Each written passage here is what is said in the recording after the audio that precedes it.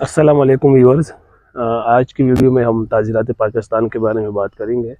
اس کا تھوڑا سا تعارف دیکھیں گے اور اس کی جو چیپٹرز ہے وہ دیکھیں گے کہ کون سا چیپٹر کس چیز سے متعلق ہے. تعزیرات پاکستان جو ہے یہ پاکستان کا فوجداری قانون ہے جو 1860 میں لارڈ میکالے کی سربراہی میں جو ہے نا یہ تعزیرات پاکستان مرتب ہوا تھا. اور پھر 47 میں جب پاکستان بنا تو اس وقت جو حکومت تھی انہوں نے باقاعدہ اس کو پاکستان میں نافذ کیا. تعزیرات پاکستان کا اطلاق پورے ملک میں ہوتا ہے. اس میں جرائم کی تعریفات اور سزائیں جو ہے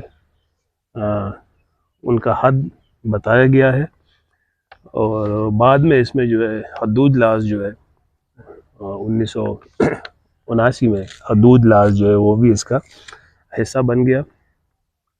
اس میں جو تبدیلی ہے، اگر کوئی ترمیم کرنی ہوتی ہے تو وہ سینیٹ اور قومی اسمبلی کے ذریعے جو ہے ہوتی ہے.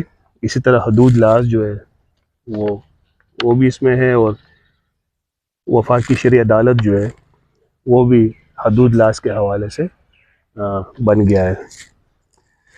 تعزیرات پاکستان کے جو باب 1 اور 2 ہے اس میں زیادہ تر تعریفات اور تعارف کے حوالے سے ہیں. اس میں جرائم کی تعریف جو اصطلاحات ہے ان کی تعریف دی گئی ہے. اسی طرح باب نمبر 3 میں جو ہے مختلف سزائیں بیان کی گئی ہے، جس طرح قصاص ہو گیا، دیت ہو گیا، عرش، دمان اور دیگر جو قید کی سزائیں ہیں، جائیداد ضبطگی کے حوالے سے وہ ساری چیزیں باب نمبر 3 میں ہے. باب نمبر 4 جو ہے اس میں استثناء کے حوالے سے ہے کہ مثال کے طور پر بچوں کا جو جرائم ہے، ٹھیک ہے، اگر 7 سال سے کم عمر کے بچے ہیں ان کے حوالے سے، اس طرح 7 سے 12 سال کے جو نفسیاتی مریض ہوتے ہیں یا جو غیر ارادی جرائم ہوتے ہیں اس کے حوالے سے ہے.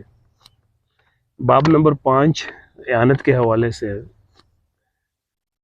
اس میں دفعہ 107 سے لے کے 113 تک دفعات ہے.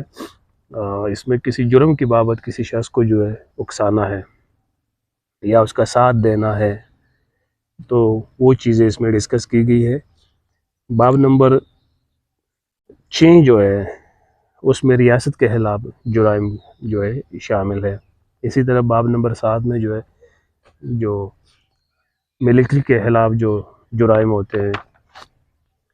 باب نمبر 8 میں زیادہ تر جو ہے اس میں امن و امان کے حوالے سے ہنگامہ ہو گیا، فساد برپا کرنا یا مجمع خلاف قانون وغیرہ وہ اس میں شامل ہے. باب نمبر 9 میں انتخابات کے متعلق جو جرائم ہوتے ہیں، جس طرح ووٹ خریدنا یا دھاندلی کرنا، یہ چیزیں اس میں شامل ہے. باب نمبر 10 جو ہے یہ سرکاری عملے سے متعلق ہے کہ کوئی شخص اگر سرکاری حکام کو دھمکی دیتا ہے، ان کو بدنام کر رہے ہیں، ان کے خلاف پروپیگنڈا کرتا ہے یا کوئی جھوٹے الزام ان پہ لگاتا ہے. اسی طرح باب نمبر 11 جو ہے وہ جھوٹے بیانات کے حوالے سے ہے کہ اگر کوئی شخص عدالت میں جھوٹ بولتا ہے یا کسی شخص کو دھوکہ دیتا ہے یا کسی حلف کے تحت جھوٹ بولتا ہے. باب نمبر 13 جو ہے یہ پیمائش اور سکے سے متعلق، کرنسی سے متعلق جرائم جو ہے اس سے متعلق ہے. اسی طرح باب نمبر 12 اور 13 اس کے متعلق ہے. باب نمبر 14 جو ہے وہ صحت اور اخلاقیات کے حوالے سے ہے. مثال کہ اگر کوئی شخص عوامی صحت کے خلاف کوئی کام کرتا ہے، غنڈہ گردی کرتا ہے، ناپاک مواد اس طرح جو ہے نا ماحول کو خراب کرتا ہے.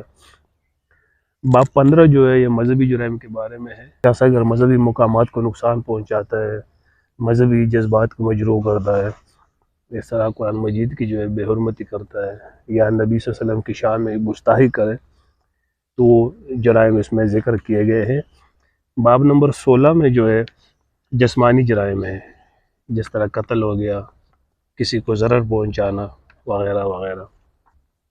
باب نمبر 16 میں جو ہے یہ ریپ اور زنا، جسمانی تشدد یا عورت کی توہین، یہ چیزیں بھی شامل ہے. 17 نمبر باب جو ہے یہ املاک سے متعلق ہے کہ کوئی کسی جائیداد کو نقصان پہنچائے یا چوری کرے یا ڈکیتی کرے.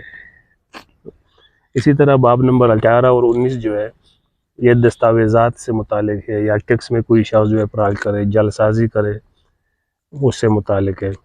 باب نمبر 20 جو ہے یہ ازواجی جرائم ہے، اگر کوئی شادی شدہ عورت کے ساتھ زنا کرتا ہے یا کسی عورت کو ورغلا کے اسے شادی کرتا ہے تو ان جرائم کے بارے میں یہ ہے۔ دفعہ باب نمبر 21 جو ہے وہ بدنامی کے بارے میں ہے، کہ آپ کسی شخص کے خلاف جو کہ الزامات لگاتے ہیں اس کی شخصیت کو جو ہے نقصان پہنچاتے ہو، اس سے متعلق ہے۔ اسی طرح باب 22 اور 23 جو ہے اس میں تشدد، فحش حرکات یا کسی جرم کا اقدام کرنا، یہ چیزیں اس میں شامل ہے۔